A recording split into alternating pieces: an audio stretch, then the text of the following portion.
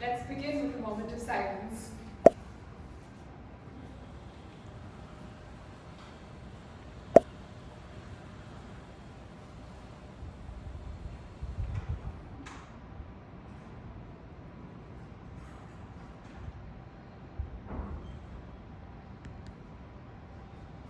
What did you feel? Calm? Awkward? Uncomfortable? No? Well, in this world where we're constantly stimulated, from the minute we wake up to the minute we go to sleep, there is so much constant stimulation all around us. Even a few moments of silence is unfamiliar in a lot of spaces. And I don't talk about silence in the means of not having noise, but silence of the mind. Stillness is so absent in our world today.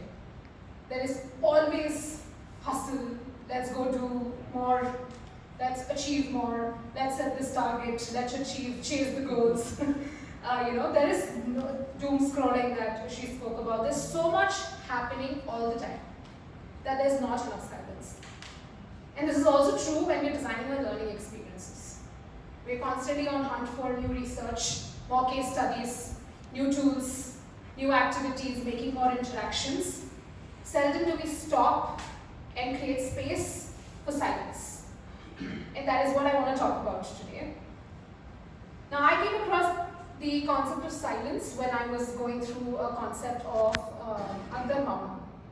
It's a study from Bihar School of Yoga.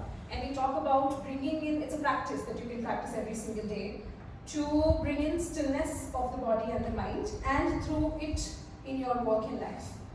Now, I was like, why is this technique even needed in today's world? And that's when I realized that earlier in our slow lifestyle, previously, this was not required, it was inbuilt. In the slow living that we had, the way we walked to the grocery stores, chose every tomato, chose every potato. Today we don't do that. We order and it's delivered, we don't care, right? In the way we looked after, like my mom wakes up in the morning and she has a 1-hour routine of watering the plants, of going upstairs and feeding the crows. It's slow. I don't have that. Which is why we need techniques to add to our lives to bring in that stillness. And I realized that we need to do that in our learning spaces as well, because in my coaching, the biggest thing that people love is the space to think, to reflect. They don't need more knowledge, they don't need more content, they need to pause and think and integrate.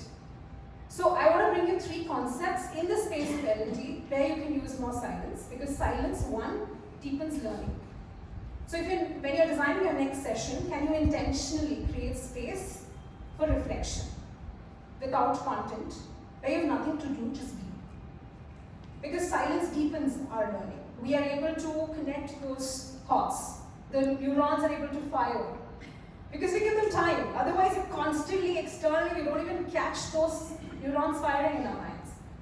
Second concept is it helps us build leadership presence. So next time you're designing a leadership program, you're working with leaders, can you help create space for silence and help them create courage to not say more, but to allow for space with their teams and you as a leader as well. And the third concept which I recently came across is silence builds psychological safety. Because when you ask a question and pause, you're allowing the person, you're telling them indirectly that I trust that you will answer when you're ready. And I'm willing to listen to your answer. I am not rushing you. It's a way to hear the quietest voices in the room. So this is an invitation. The next time you design, when you think about activities, when you think about tools, interaction, experience, create space for silence. Well, that's all. Thank you so much.